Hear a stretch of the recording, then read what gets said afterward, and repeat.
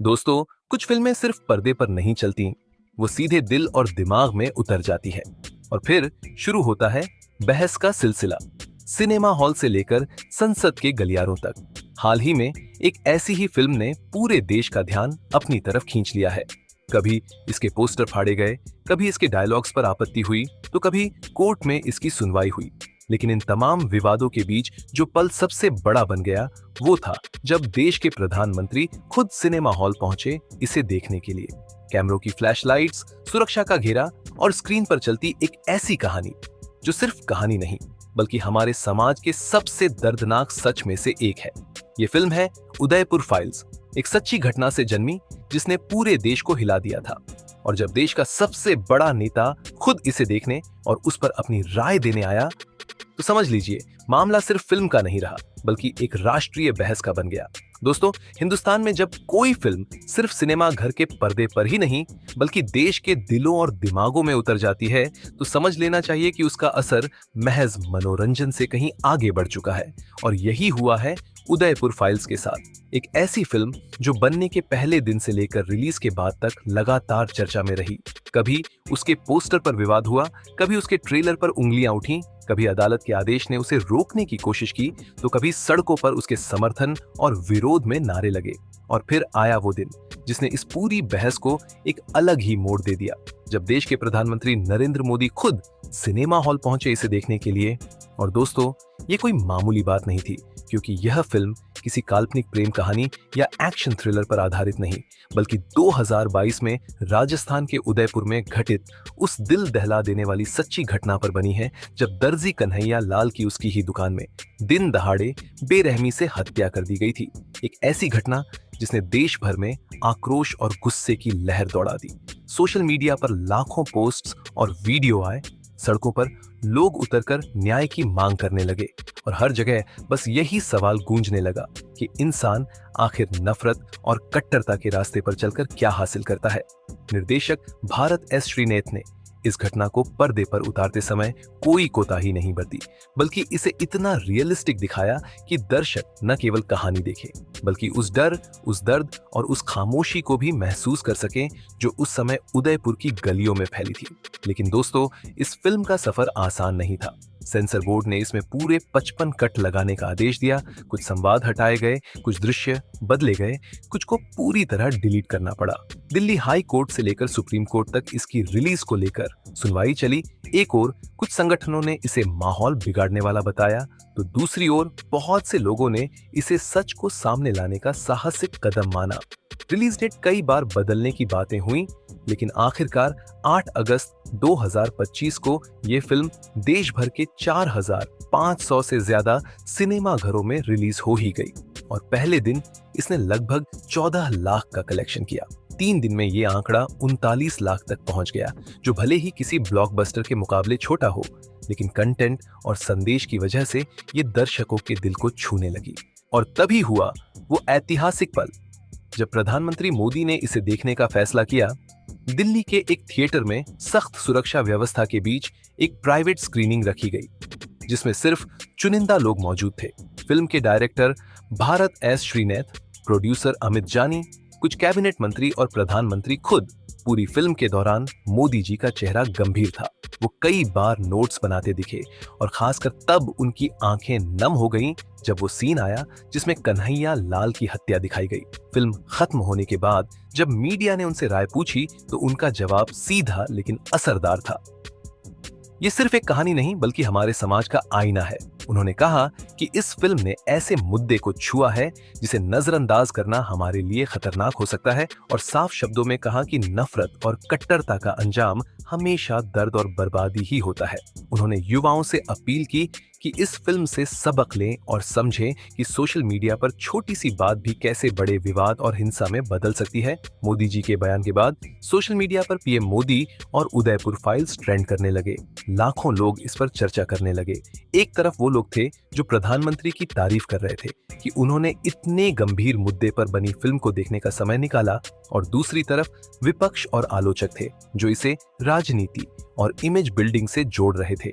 कांग्रेस के एक नेता ने तंज कसा कि पीएम ने किसानों की हालत या बेरोजगारी पर बनी कोई फिल्म देखी क्या, लेकिन बीजेपी नेताओं ने पलटवार करते हुए कहा कि प्रधानमंत्री समाज को जोड़ने का काम कर रहे हैं और हिंसा के खिलाफ संदेश फैला रहे हैं। इस बहस के बीच फिल्म के कलेक्शन में भी हलचल दिखी। ट्रेड एनालिस्ट का मानना था कि पीएम के बयान के बाद फिल्म की पब्लिसिटी अपने आप हो गई और वीकडे कलेक्शन में 15 से 20% उछाल आ सकता है।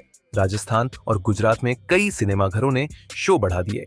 उदयपुर में कन्हैया लाल के परिवार ने भी पीएम के इस कदम का स्वागत किया। उनके बेटे ने कहा कि फिल्म देखने और इस पर बोलने से लोगों में घटना के प्रति जागरूकता बढ़ी है। दोस्तों, उदयपुर फाइल्स के सफर में ये वो मोड़ था जब ये फिल्म सिर्फ एक सिनेमाई प्रोजेक्ट नहीं रही, बल्कि एक सामाजिक और राजनीतिक बहस का हिस्सा बन गई। टीवी डिबेट्स में पैनलिस्ट इस पर चर्चा कर रहे थे कि क्या प्रधानमंत्री का किसी फिल्म का पब्लिक सपोर्ट करना सही है या नहीं। कोई कह रहा था कि प्रधानमंत्री भी एक नागरिक हैं और उन्हें अपनी राय रखने का अधिकार है, तो कोई कह रहा था कि देश का सबसे बड़ा नेता जब किसी फिल्म का समर्थन करता है तो ये एक पॉलिटिकल सिग्नल बन जाता है। उधर सोशल मीडिया पर आम दर्शकों की राय बंटी हुई थी। दिल्ली के एक कॉलेज स्टूडेंट ने लिखा कि मोदी जी ने जो कहा वो सही है, हमें इस फिल्म से सीख लेनी चाहिए। वहीं मुंबई के एक यूजर ने इसे बॉक्स ऑफिस स्टंट बताया। इस सारे माहौल में एक चीज साफ थी, चाहे लोग इसके समर्थन में हों या विरोध में, फिल्म को लेकर जागरूकता पहले से कहीं ज्यादा हो गई थी। कई छोटे शहरों में शो हाउसफुल होने लगे। कुछ जगहों पर लोकल संगठनों ने लोगों को मुफ्त टिकट भी बांटे। वहीं कुछ इलाकों में विरोध प्रदर्शन भी हुए और आरोप लगा कि फिल्म एक तरफा कहानी दिखाती है।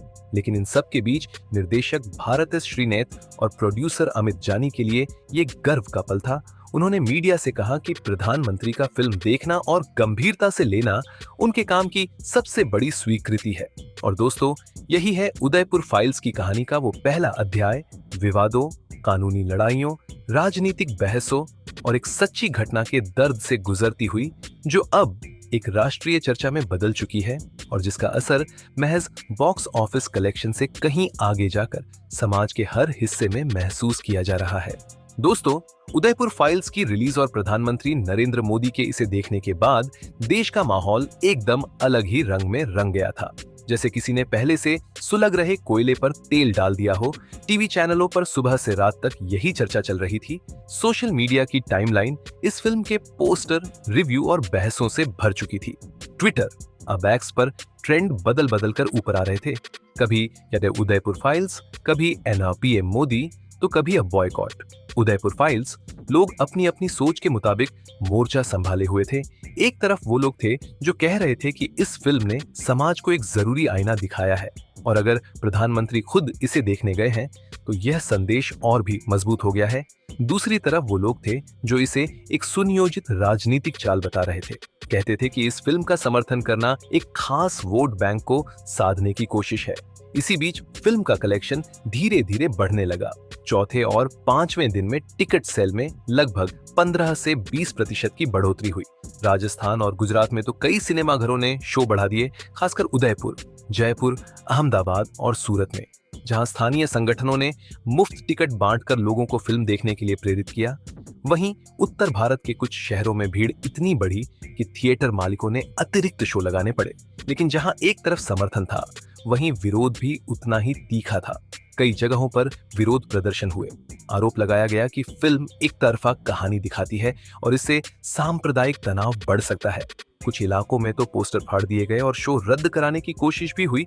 हालांकि पुलिस और प्रशासन ने हालात संभाले। उधर टीवी डिबेट्स में बहस का नया मुद्दा बन गया। क्या किसी प्रधानमंत्री का किसी विवादित फिल्म को पब्लिक सपोर्ट देना सही है या नहीं? एक पैनलिस्ट का कहना था कि प्रधानमंत्री भी एक नागरिक है, उन्हें अपनी पसंद नापसंद जाहिर करने का पूरा अधिकार है। वहीं दूसरे का कहना था कि जब देश का सबसे बड़ा नेता किसी फिल्म का समर्थन करता है तो उसका असर सिर्फ सिनेमा तक सीमित नहीं रहता, बल्कि वो राजनीतिक और सामाजिक संदेश बन जाता है। इन चर्चाओं के बीच फिल्म के निर्देशक भारत एस श्रीनेत और प्रोड्यूसर अमित जानी लगातार मीडिया इंटरव्यू दे रहे थे, बताते थे कि उनका मकसद किसी को निशाना बनाना नहीं बल्कि सच को सामने लाना है। वे बार बार कहते कि इस फिल्म को एक हत्या की कहानी तक सीमित न देखा जाए बल्कि इसे नफरत और हिंसा के खिलाफ एक चेतावनी के रूप में देखा जाए। प्रधानमंत्री की स्क्रीनिंग में मौजूद लोगों के किस्से भी खबरों में आ रहे थे।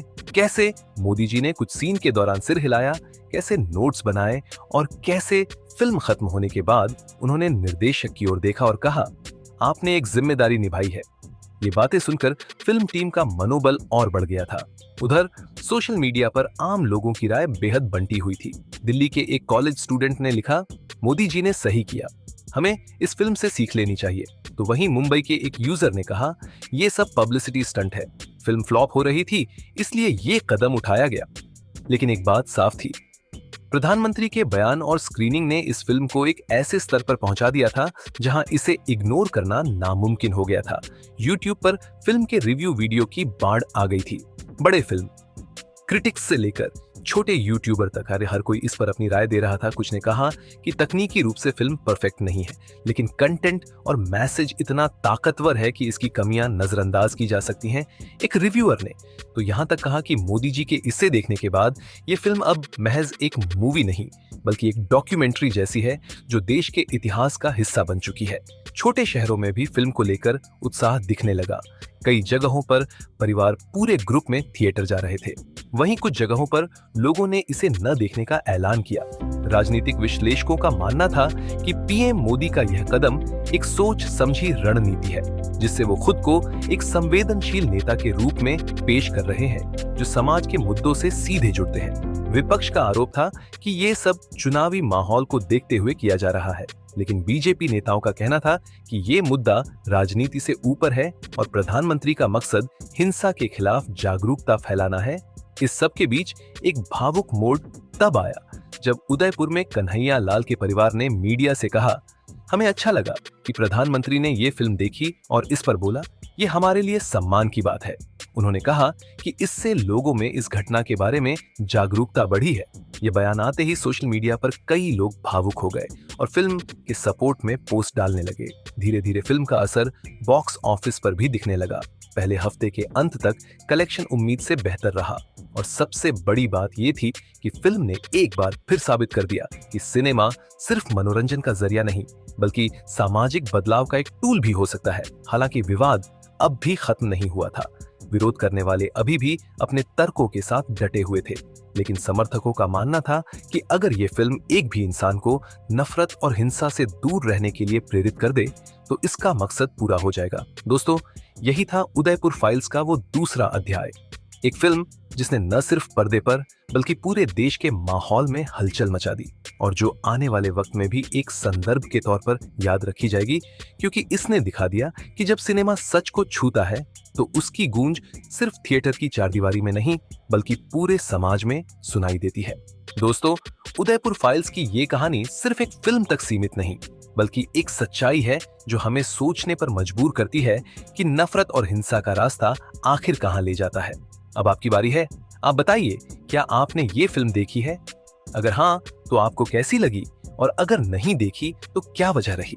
अपना जवाब नीचे कमेंट में जरूर लिखिए, क्योंकि आपकी राय हमारे लिए बेहद कीमती है।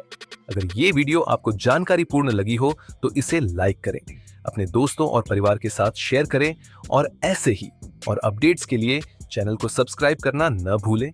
साथ ही बेल आइकॉन दबा दें ताकि अगली बड़ी खबर सबसे पहले आप तक पहुंचे।